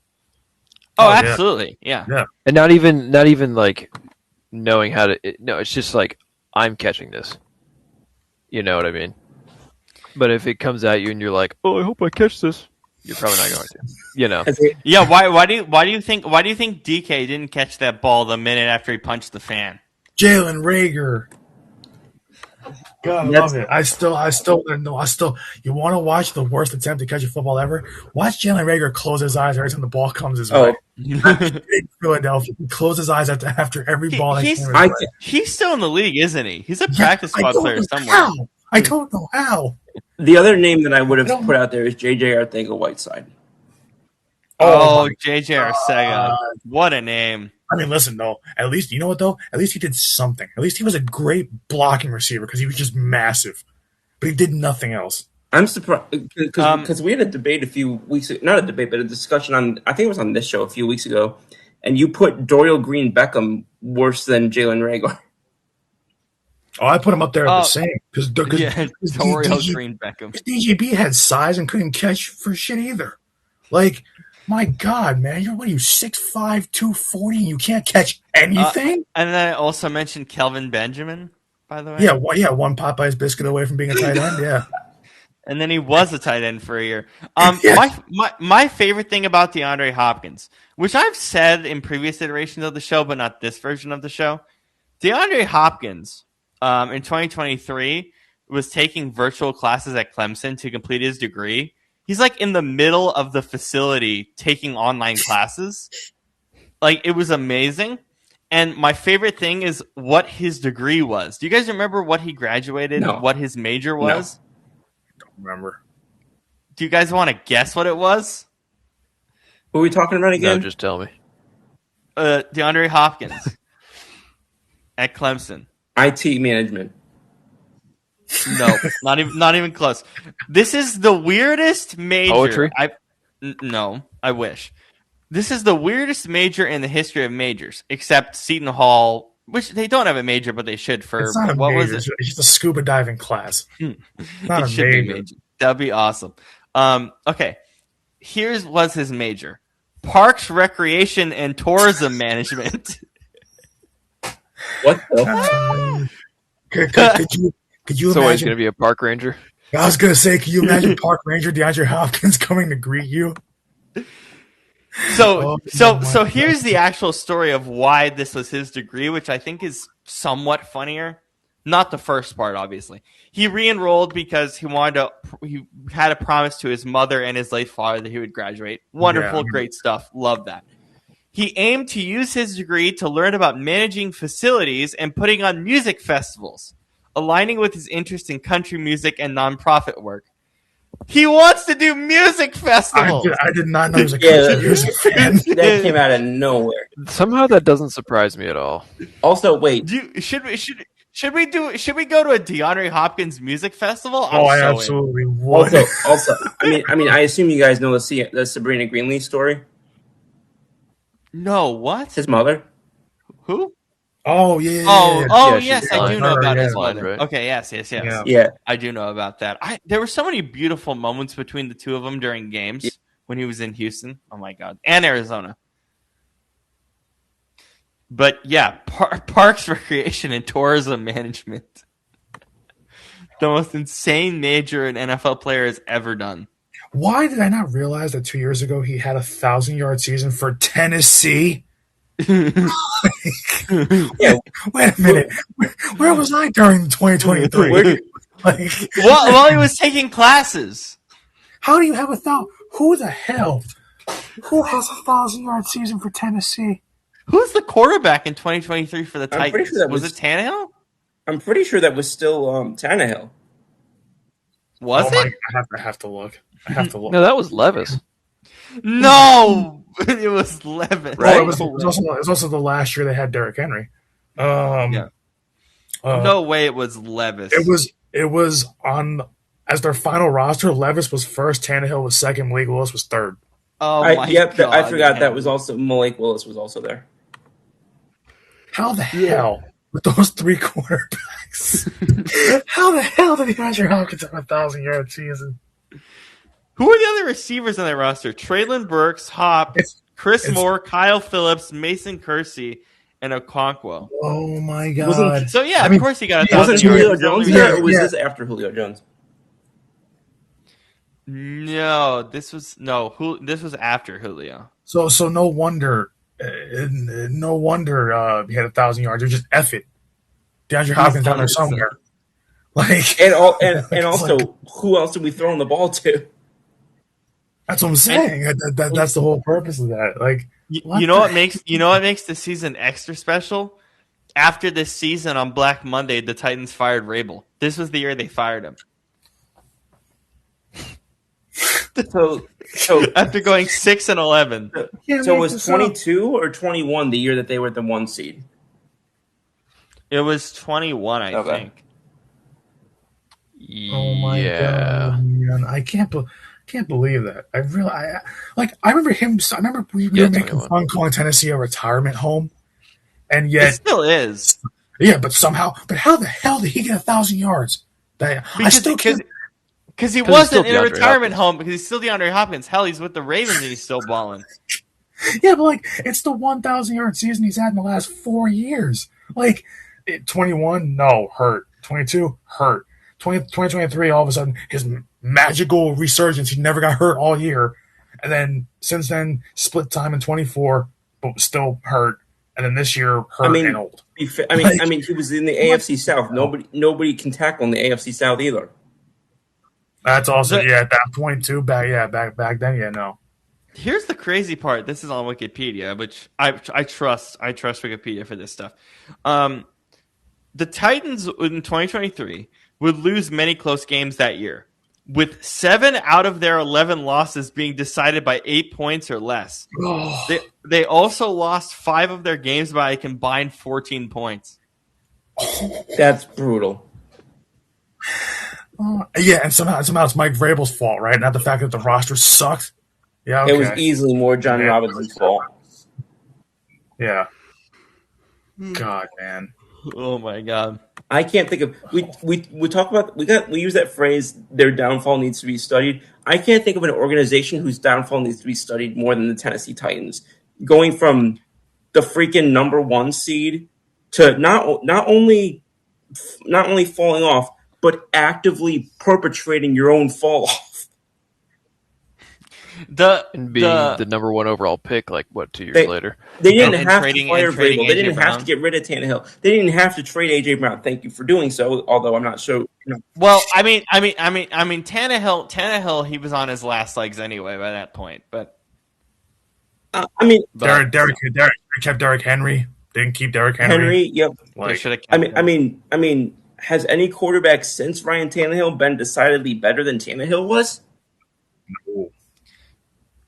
I think Cam Ward has had an okay year, He can be, but I can't evaluate Cam Ward when that offensive line is that fucking awful. What else was I gonna say about that team?